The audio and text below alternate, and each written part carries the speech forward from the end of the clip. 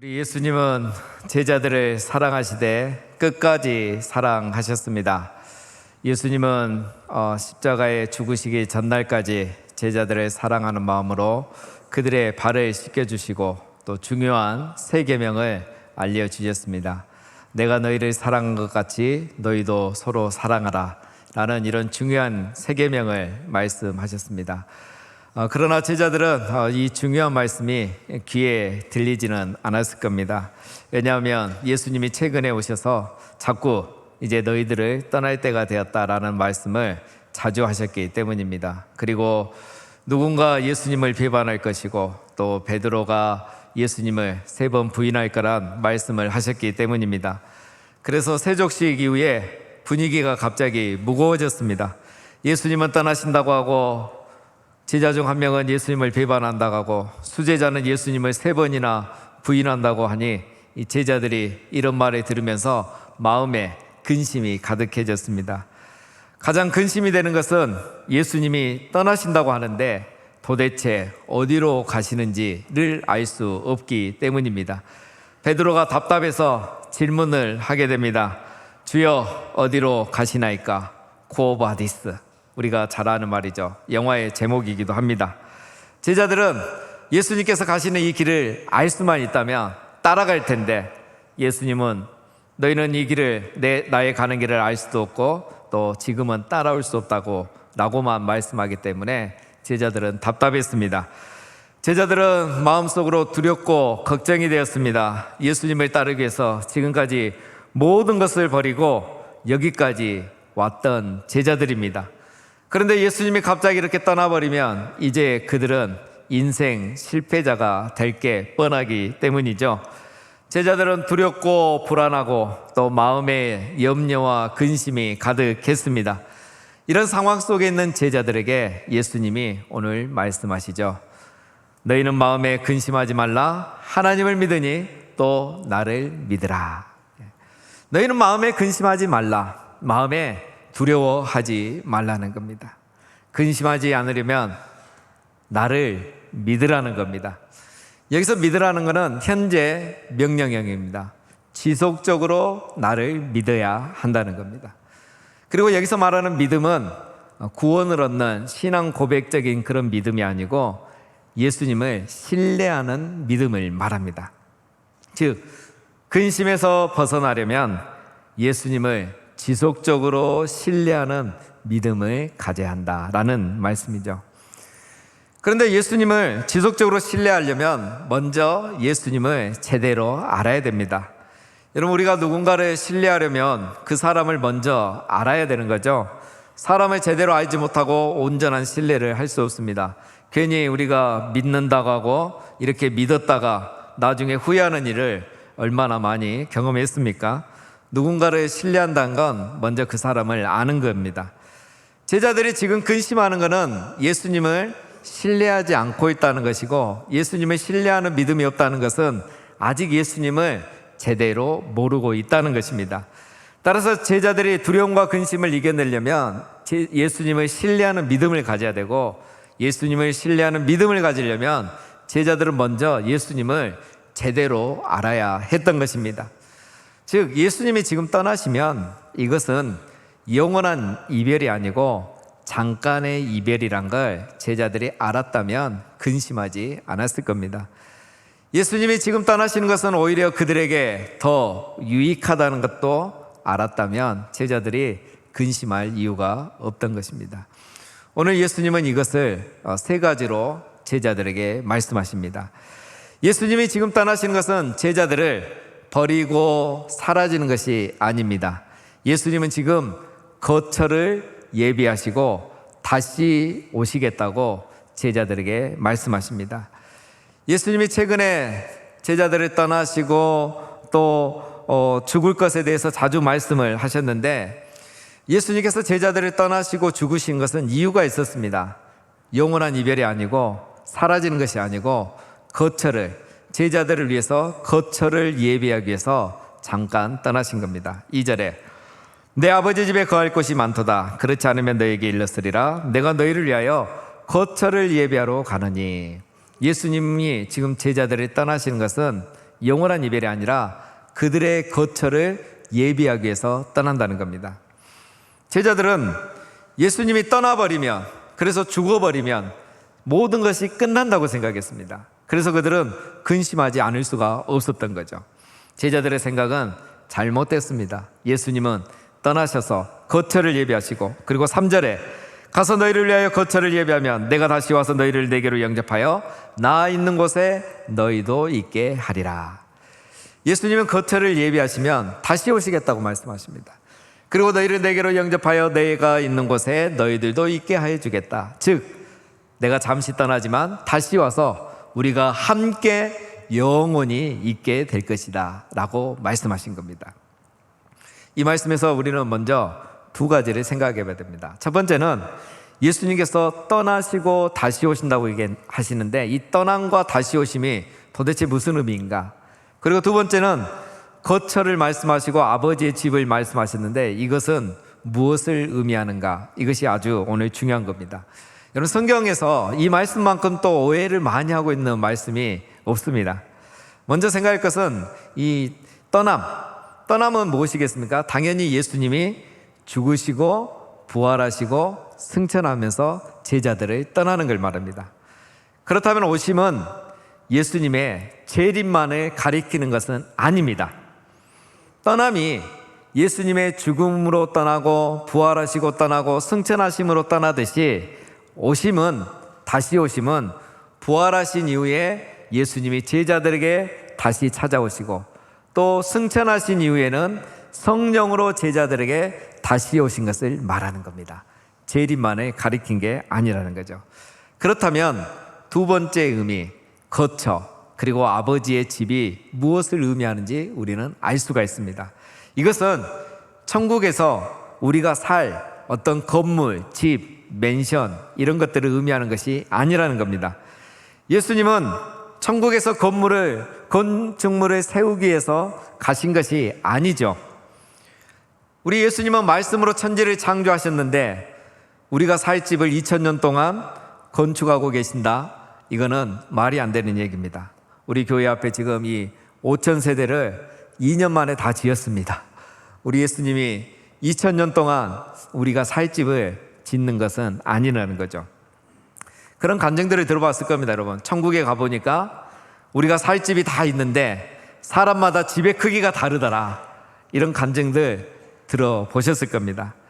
여러분이, 그러나 이것은 이 말씀을 오해한 것입니다.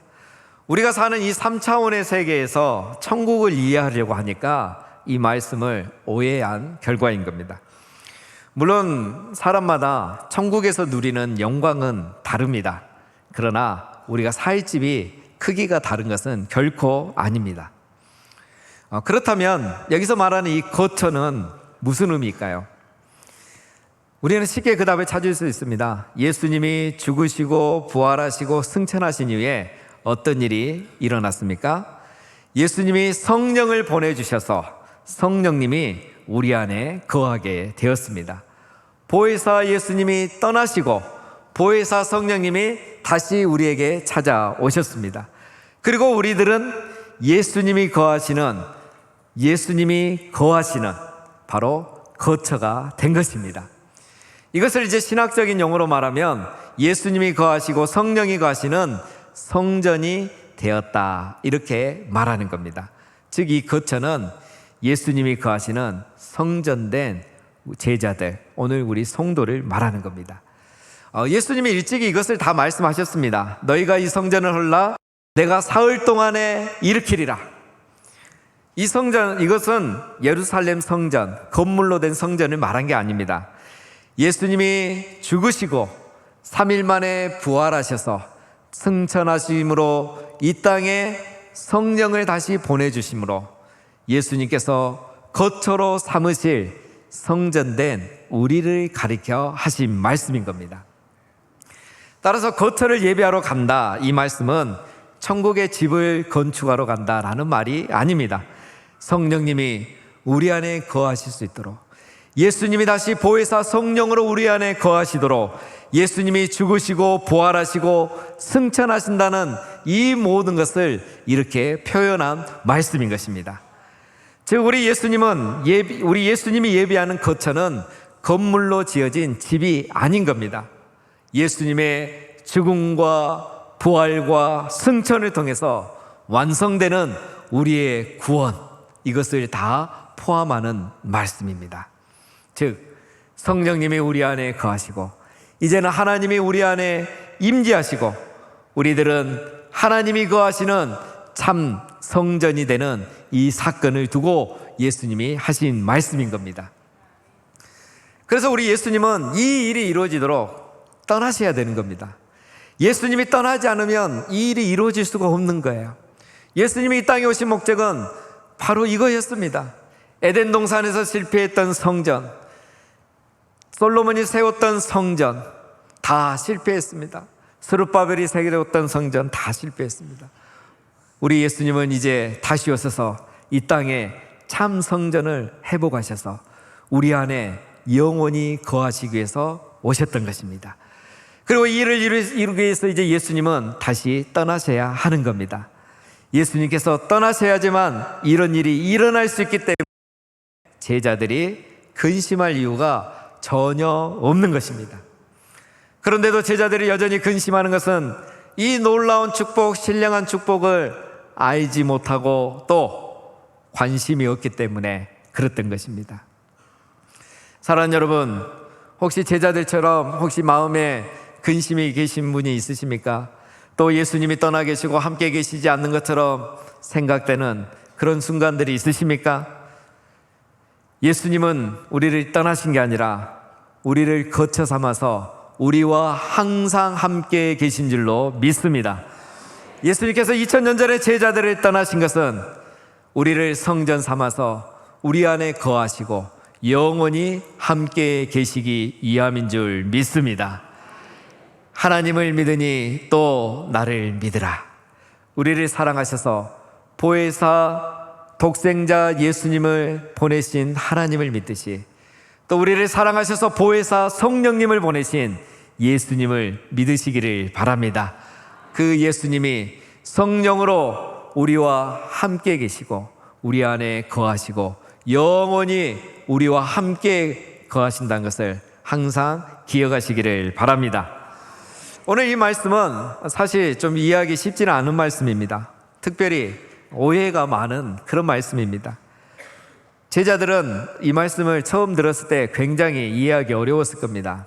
그래도 우리는 좀 낫죠. 왜냐하면 우리는 오순절 이후에 성령이 임한 사건을 알고 있고 또 이미 우리는 성령을 경험했기 때문에 이 말씀이 무엇인지 이제는 이해합니다. 그럼에도 불구하고 이 시대에 많은 사람들이 인간 세상의 관점에서 천국을 이해하려고 하다 보니까 이런 여러 가지 본문의 말씀들을 오해하는 경우들이 많습니다.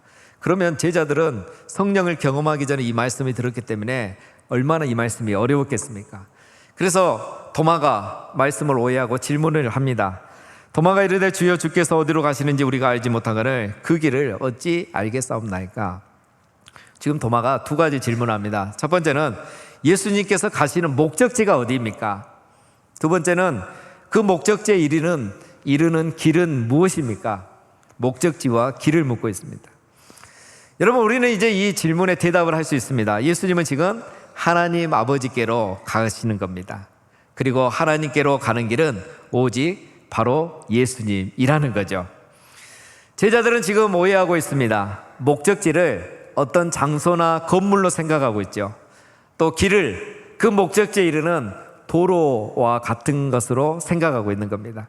그래서 그렇게 생각하고 도마가 지금 질문을 했던 거죠. 원래 인간은 눈에 보이는 것 그리고 물질적인 것을 생각하기 때문에 도마나 제자들이 이렇게 생각하고 이해하는 것은 뭐 큰 무리는 아닙니다. 예수님도 아셨죠. 예수님은 도마의 질문에 이렇게 대답하십니다. 내가 곧 길이요 진리요 생명이니 나로 말미암지 않고는 아버지께로 올 자가 없느니라. 예수님은 내가 곧 길이요 진리요 생명, 내가 곧 길이다라고 말합니다. 도마가 목적지가 어디냐고 물었는데 목적지는 하나님 아버지께로 간다는 거였죠. 하나님 아버지가 목적지였습니다. 길은 예수님이라고 말합니다. 내가 곧 길이요. 예수님 자신이 길이라고 말합니다. 제자들이 황당하고도 충격이었을 겁니다. 왜냐하면 목적지가 건물이 아니에요. 장소가 아닙니다. 하나님이라는 존재이고 인격인 거예요. 그리고 그 길도 어떤 도로가 아니고 예수님이라는 존재고 인격이게 된 거예요. 제자들이 놀랬겠죠. 사랑하는 여러분, 신앙이란 무엇입니까? 신앙이란, 믿음이란 바로 이 인격이신 예수님을 알고 만나고 믿는 것입니다. 예수님을 마치 천국 가는 티켓처럼 하나 얻고 끝나버리는 것은 절대 신앙이 아닙니다. 신앙을 물질적인 것, 장소적인 것으로 생각하는 것은 잘못된 겁니다. 마치 신앙을, 믿음을 천국이라는 이 장소에 가는 것으로 생각하고, 가면 이제 죽음 이후에 가면 그것이 다고, 이 세상에 사는 동안 물질적인 복을 받는 것으로만 생각하는 것은 잘못된 생각입니다. 신앙이란 인격이신 예수님, 하나님께로 가는 유일한 길이신 인격이신 그 예수님을 알고 그분을 만나고 그분을 믿는 것입니다. 그리고 그 예수님을 통해서 하나님을 알게 되고 그분을 만나게 하고 그분을 믿는 것이 바로 신앙 생활입니다. 이것을 모르면 예수라는 우상을 믿게 되고 하나님을 우상처럼 섬기게 되는 겁니다. 그래서 이런 것을 신앙생활이라고 생각하지만 이건 신앙생활이 아니라 종교생활이 되는 거죠. 그래서 교회를 오래 다녀도 변화가 없고 감동이 없고 또 간증이 없는 것이 그런 이유인 것입니다. 교회 안에 있어도 기독교 안에 있어도 인격이신 예수님을 인격적으로 만나지 않으면 예수님과 아무 상관이 없게 된다는 것이 바로 이런 말씀인 겁니다. 예수님은 하나님 아버지께로 갈 수 있는 유일한 길이십니다. 예수님은 처음부터 이것에 대해서 말씀하셨습니다. 10장에 나는 양의 문이라. 예수님은 하나님 아버지, 선한 목자이신 하나님께로 갈 수 있는 유일한 문이라, 길이라고 이미 말씀을 하셨습니다. 예수님 나다나엘에게도 이렇게 말씀하셨죠. 하늘이 열리고 하나님의 사자들이 인자 위에 오르락내리락 하는 것을 너가 보게 될 것이다. 여기서 하늘이 열린다는 것은 하나님의 계시가 임한다는 거예요. 다시 말하면 인류가 이제 하나님을 제대로 알게 된다는 겁니다. 어떻게죠? 사닥다리 되시는 예수님을 통해서 하나님을 알게 되는 시대가 시작되는 것. 즉 예수님이 죽으시고 부활하시고 승천하시고 성령이 오심으로 나다나엘이 이제 하나님을 제대로 알고 제대로 만나고 제대로 믿게 되는 시대가 오는 것을 너가 보게 되리라고 이미 예수님이 말씀을 하셨습니다. 이 두 가지 말씀이 주는 공통점이 있습니다. 예수님만이 바로 하나님을 알 수 있는 유일한 길이고, 예수님만이 하나님을 만날 수 있는 유일한 길이고, 예수님만이 하나님께로 갈 수 있는 유일한 길이라는 말씀인 것입니다. 나는 길이요 진리요 생명이니, 여기서 진리요 생명이란 말은 길이라는 말씀을 부연 설명하는 겁니다. 우리가 이것에 대해서는 이미 다 살펴봤죠. 예수님이 이미 자기는 길이고 진리고 생명이라는 것을 다 말씀하셨습니다. 예수님이 왜 하나님께로만 갈 수 있는 유일한 길이 될 수 있느냐? 예수님만이 진리고 생명이시기 때문인 겁니다. 그래서 진리고 생명이신 이 예수님을 통해서만 우리가 하나님께로 나갈 수 있고 하나님을 만날 수 있고 하나님을 볼 수 있다는 말씀입니다. 그래서 지금 예수님이 떠나셔도 제자들이 근심하지 않아도 되는 것은 우리 예수님이 떠나심으로 제자들은 이제 예수님을 통해서 하나님께로 나갈 수 있다는 것, 바로 이 예수님이 하나님께로 나갈 수 있는 유일한 길이라는 것을 그들이 알고 믿게 되기 때문인 것입니다. 제자들도 이제 하나님께로 가는 길을 알게 될 것이고 곧 그들도 예수님을 따라 하나님께로 가게 될 것이기 때문에 예수님이 떠나신다고 해서 너희들이 전혀 근심할 일이 아니라는 말씀을 하고 계시는 겁니다. 마지막 세 번째로 제자들이 근심하지 말아야 될 이유를 말씀하십니다. 예수님은 지금 떠나시지만 앞으로도 계속 우리의 기도를 통해서 일하고 계시기 때문에 너희가 근심할 필요가 없다는 겁니다. 예수님이 하나님 안에 거하시고 하나님이 예수님 안에 거하시는 것처럼 이제 앞으로는 예수님이 제자들 안에 거하고 제자들이 예수님 안에 거하게 된다는 말씀을 지금 계속하고 계십니다. 특별히 9절부터 11절에 이 말씀을 다 하고 계십니다. 그래서 이제 하나님이 예수님 안에 거하고 예수님이 하나님에 거하면서 많은 일들을 하셨는데, 그러면 예수님이 제자들 안에 거하고 제자들이 예수님 안에 거하면 어떤 일들이 일어나는가? 12절에서 말씀하십니다. 내가 진실로 진실로 너에게 이르노니 나를 믿는 자는 내가 하는 일을 그도 할 것이요 또한 그보다 큰 일도 하리니 이는 내가 아버지께로 감이라. 예수님이 하나님 안에 거하시고 하나님이 예수님 안에 거하심으로 예수님이 하셨던 많은 일들을 이제는 예수님이 제자들 안에 거하고 제자들이 예수님 안에 거하기 때문에 제자들도 예수님이 하셨던 일을 그대로 하고 예수님보다 더 큰 일, 더 중요한 일도 할 수 있게 된다는 겁니다. 즉 제자들이 이제 두 가지 일을 할 수 있게 되는 거죠. 첫 번째는 내가 하는 일, 즉 예수님이 하는 일을 제자들도 할 수 있게 된다는 거예요. 여러분, 예수님의 공생의 기간에 하신 일이 무엇입니까? 아픈 자를 위로하시고 치료하시고 눌린 자를 자유케 하시고 미움을 사랑으로 이기시고 분열을 사랑으로 하나 되게 하셨습니다.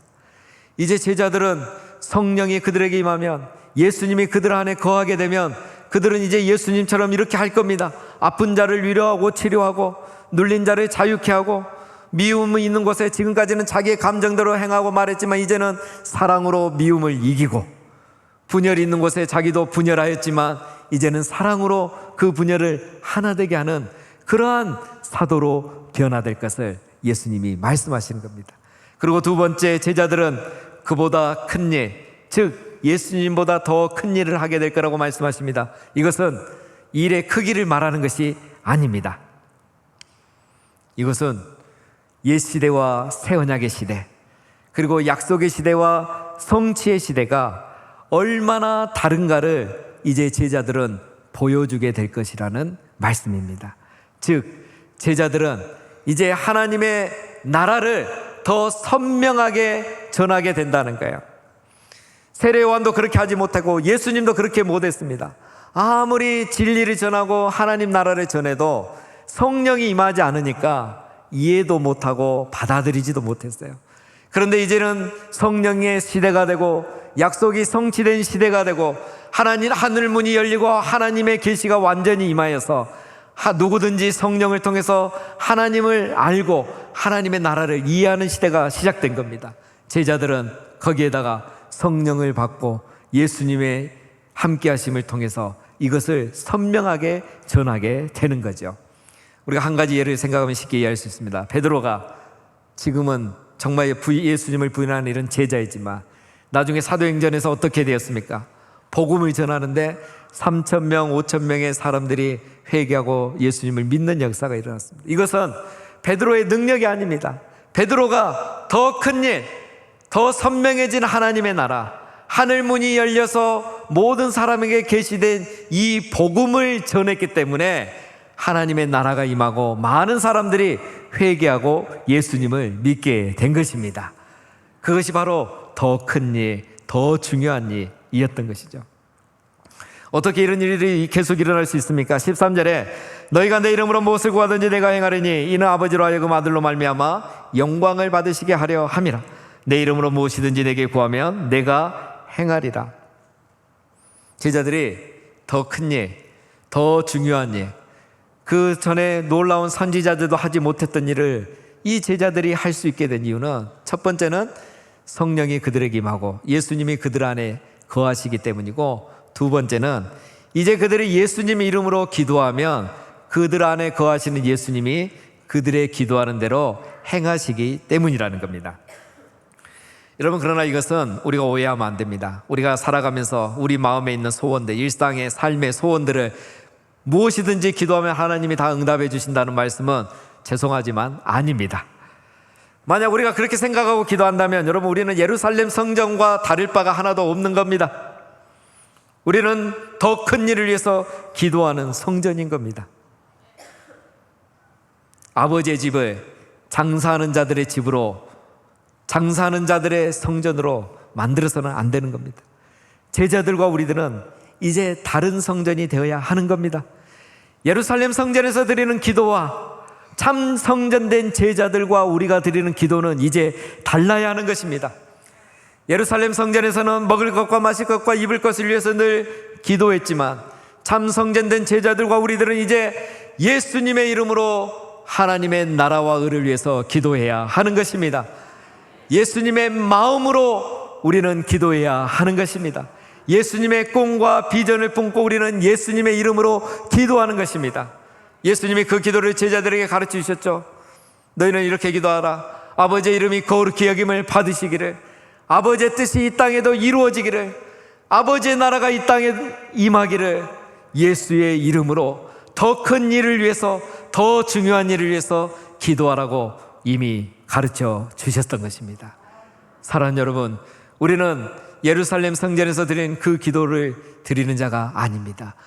그 성전에서 기도하면 마음의 근심이 떠나지 않습니다. 사라지지 않습니다. 예수님이 떠나시고 제자들이 근심할 이유가 없는 것은 예수님이 떠나셔도 기도하는 이 제자들을 통해서 예수님은 더 큰 일을 계속 하시기 때문인 것입니다. 사랑하는 여러분, 오늘은 예수님께서 하신 중요한 말씀 우리가 살펴봤습니다. 예수님께서 제자들에게 마음에 근심하지 말라 하면서 사실은 다른 중요한 영적인 교훈들을 말씀하셨습니다. 예수님이 이런 말씀들을 하시는데 나를 알라고, 내가 어떤 일을 하는지를 알라고 말씀하셨는데 그 이면에 제자들에게 하시는 말씀이 사실 숨겨져 있습니다. 그것은 제자들에게 왜 근심하는지를 지적하고 계시는 겁니다. 여러분, 제자들이 마음에 근심하는 이유가 한 가지입니다. 이제 곧 내일이면 잡히시고 십자가에 죽으실 예수님 때문에 근심한 것은 아니었습니다. 그들은 복음 때문에 근심하는 것이 아니었습니다. 하나님의 나라 때문에 근심하는 것도 아니었습니다. 그들은 예루살렘 성전에서 늘 기도하였지만 여전히 근심하고 있었습니다. 제자들은 바로 자기의 살 길이 걱정이 되어서 근심했던 겁니다. 오늘 우리로 말하면 모든 것을 연끌해서 예수님께 다 모든 걸 걸고 예수님을 따라왔습니다. 그런데 예수님께서 갑자기 떠나신다니 제자들이 걱정이 된 겁니다. 예수님 뭔가 성과를 남기시고 우리도 살 길을 열어주셔야 되는데 그냥 떠나신다니 살 길이 걱정이 된 겁니다. 제자들은 예수님을 모르고 있습니다. 예수님이 자기들에게 주실 놀라운 신령한 복을 지금 전혀 모르고 있는 겁니다. 예수님은 영원히 그들을 떠나는 것이 아니라는 걸 몰랐습니다. 예수님은 다시 오셔서 제자들을 거처 삼아서 그들과 영원히 함께 계실 거라는 것을 그들은 몰랐습니다. 예수님은 그들을 아버지께로 인도하는 길이 된다는 것을 그들은 몰랐습니다. 예수님은 떠나신 게 아니라 이제는 그들의 기도를 통해서 여전히 사역하실 것을 그들은 몰랐던 겁니다. 제자들은 이 놀라운 은혜와 복을 전혀 모르고 또 관심도 없고 예수님 이후에 혼자 남아서 살아갈 생각을 하니 근심이 가득했던 것입니다. 적어도 예수님이 이스라엘을 로마로부터 해방시켜 놓고 갈 줄 알았습니다.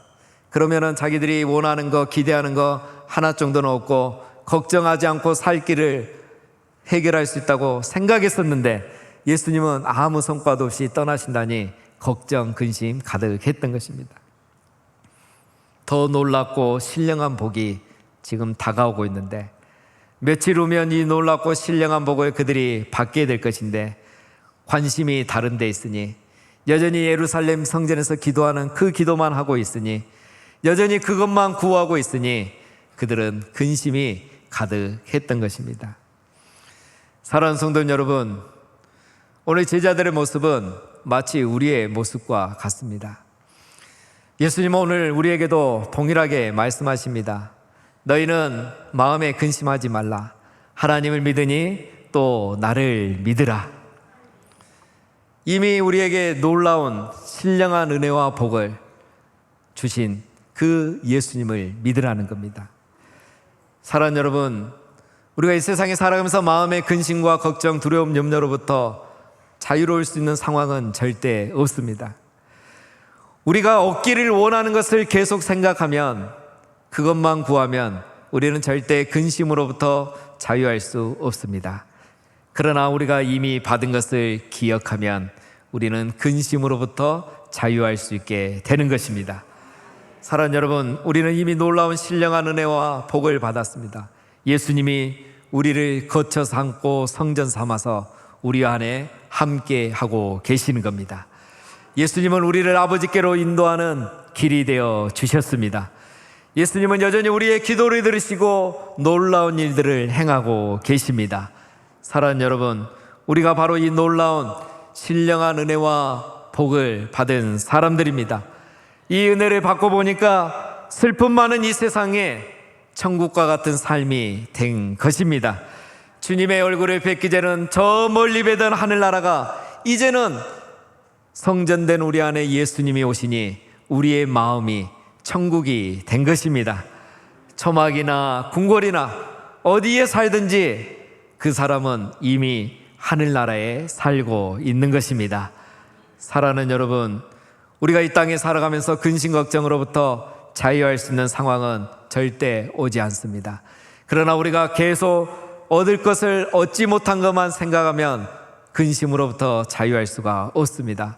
오늘 그렇게 생각하고 있는 제자들에게 예수님은 그들이 받게 될 놀라운 은혜와 신령한 복을 말씀해 주셨습니다.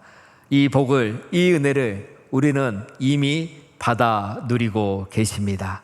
사랑하는 성도님 여러분, 이제 아무것도 근심하지 말고 오늘 우리가 받은 이 신령한 은혜와 축복을 늘 기억하시면서 오늘도 우리 안에 우리를 거쳐 삼고 성전 삼아서 우리 안에 거하시는 이 예수님과 날마다 신령한 교제를 누리시고 그 예수님을 더 알아가고 인격적으로 만나가면서 이 놀라운 은혜를 날마다 누리시고 또 하나님의 이 더 큰 일을 전하고 그 일을 위해서 쓰임받는 우리 모두가 다 되시기를 주님의 이름으로 축원드립니다.